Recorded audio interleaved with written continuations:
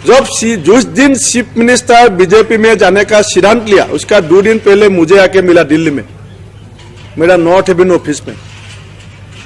मैंने पूछा, मुझे बोला चलो तुम भी चलो, हम लोग इतना साल 25 साल एक साथ कांग्रेस किया, चलो अभी वहां चलते हैं। मैंने बोला आप क्यों जा रहा है, आप रुको, हमारा भी समय आएगा, आपका भी समय आएगा, आप रुको।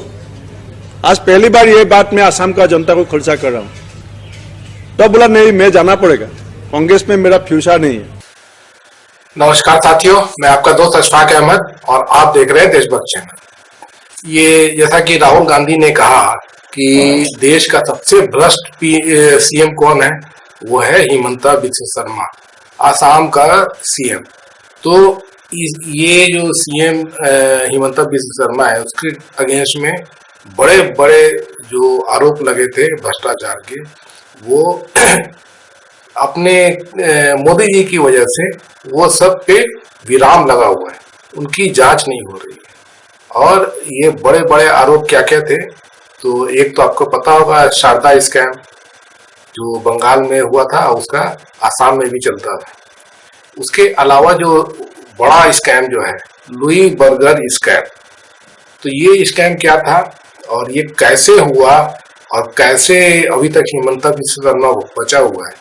तो ये जो पूरा स्कैम है, ये क्या है कि जो वाटर सप्लाई सिस्टम है, तो ये इसके लिए गुवाहाटी डेवलपमेंट अथॉरिटी है, तो उसमें उनको ये प्रोजेक्ट मिला हुआ था और हिमंता बिस्वा शर्मा मिनिस्टर थे, ये इंचार्ज थे।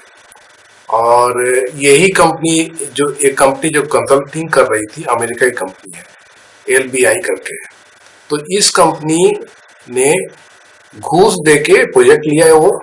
और अमेरिका की कंपनी थी, तो अमेरिका में ही मालूम चला, वहां इन्वेस्टिगेशन हुआ, पकड़ा गए। और ये जो इंचार्ज थे जो इस प्रोजेक्ट के, 1 साल की सजा भी हुई अमेरिका में। और वहां से जब पूरा इंफॉर्मेशन आया तो उसमें ये हिमंता बिस्वा शर्मा का नाम आया। तो वो जो आदमी था उसने नाम नहीं बताया मिनिस्टर का, लेकिन पता है कि जो डिपार्टमेंट, जो मिनिस्ट्री में काम हो रहा था, कौन सी मिनिस्ट्री में काम हो रहा था और उसका इंचार्ज कौन मिनिस्टर था। तो उस वक्त कांग्रेस की सरकार थी, हिमंता बिस्वा शर्मा कांग्रेस में ही थे। तो ये 2008-9 से चालू हुआ और ये इसका जो इन्वेस्टिगेशन अमेरिका में कंप्लीट हुआ 2015 में। और ये इसकी जो आंच आने लगी थी, तो ये आंच यहाँ पे ही हमारे देश में भी चल रही थी। और 2016 के जो चुनाव होने थे आसाम के, तो उसमें भाजपा ने जबरदस्त तरीके से इस मुद्दे को भुनाया। उस वक्त उसके पहले कांग्रेस की सरकार थी आसाम में, तरुण गोगोई की, और उसमें हिमंता बिस्वा शर्मा मिनिस्टर था, तो उसके खिलाफ इतने सारे सबूत थे, तो भाजपा ने जम के भुनाया उस इलेक्शन में और वो जीते भी इसी मुद्दे पर। तो उन्होंने एक बुकलेट भी निकाला था दिल्ली में कि ये जो पूरा जो कांग्रेस सरकार है, घोटाले की सरकार, और इसमें 1400 करोड़ का ये घोटाला था। तो हिमंता बिस्वा शर्मा जो है उसमें फंसा हुआ था। और पहले तो CID से इंक्वायरी चल रही थी आसाम के अंदर, तो वो उसमें चूंकि आसाम का ही है और CID जो है वो तो खुद मतलब सरकार के अंडर में ही काम करती है, तो वो इन्वेस्टिगेशन कर नहीं सकते हैं। तो CBI की इंक्वायरी की मांग की गई थी, भाजपा ने किया था।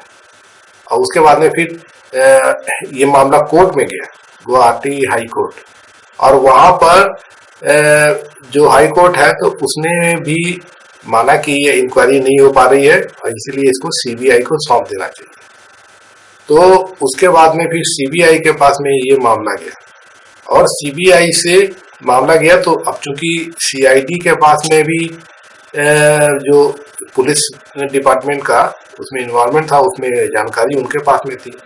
तो ये जब इंक्वायरी हो रही थी तो उसमें एक CID के जो ऑफिसर थे, तो उनको पूरा मतलब कहा गया, पूरा जो CBI की तरफ से कि पूरा सबूत जुटाओ, और फिर बाद में अमेरिका में जो इस मामले के संबंध में जो भी जानकारी थी तो वो भी जुटाओ।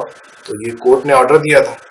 और उसी बीच में ये अधिकारी को तबादला कर दिया गया।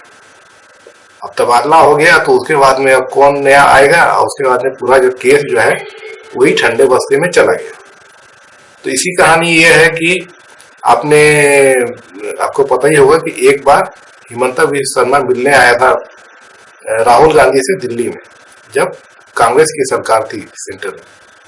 तो राहुल गांधी ने उससे मिला नहीं, वो अपने कुत्ते को बिस्किट खिलाते थे। तो हिमंता बिस्वा शर्मा इसी मामले में आया था मिलने कि वो फंसने वाला था, जेल जाने वाला था, तो मेरे को बचा लो। तो राहुल गांधी ने सुना नहीं उनकी बात, वो तो मिले भी नहीं।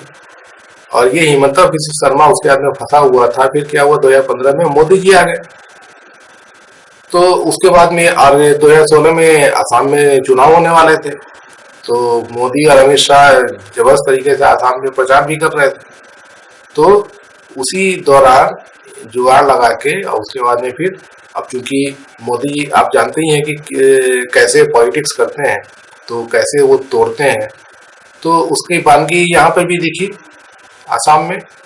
तो कमजोर कड़ी कौन था, हिमंता बिस्वा शर्मा कांग्रेस में, तो उसको पटाया गया कि चुनाव जिता दो, फिर तुम्हारा केस हम बंद करा देंगे। तो ये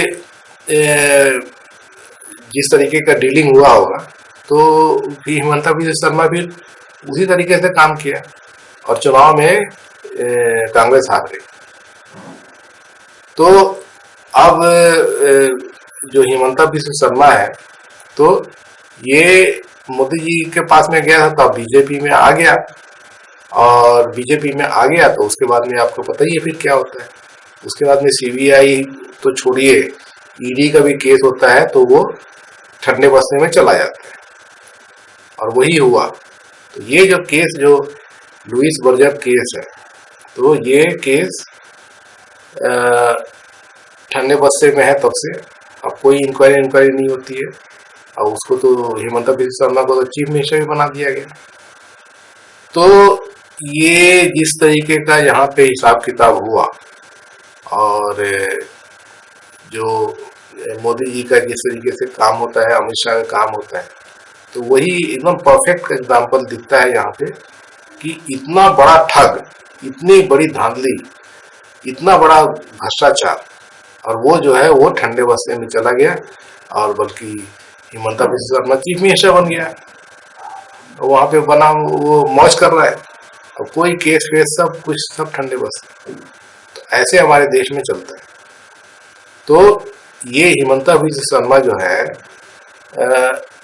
जिस तरीके से मैनिपुलेट करने में एक्सपर्ट है, कि पहले कांग्रेस में था तो राहुल गांधी करता था, बोलता था कि मैं राहुल गांधी के लिए जान दे सकता हूँ, लेकिन जब जेल जाने की बात आई तब उसका हवा निकल गया, और उसके बाद में वो मोदी जी के पैर पकड़ लिए, और उसके बाद में बच गया। तो ये पूरी कहानी है। तो ये सिर्फ जो लुई बर्गर स्कैम जो है, ये एक बड़ा घोटाला, उसके अलावा और भी बहुत सारे घोटाले।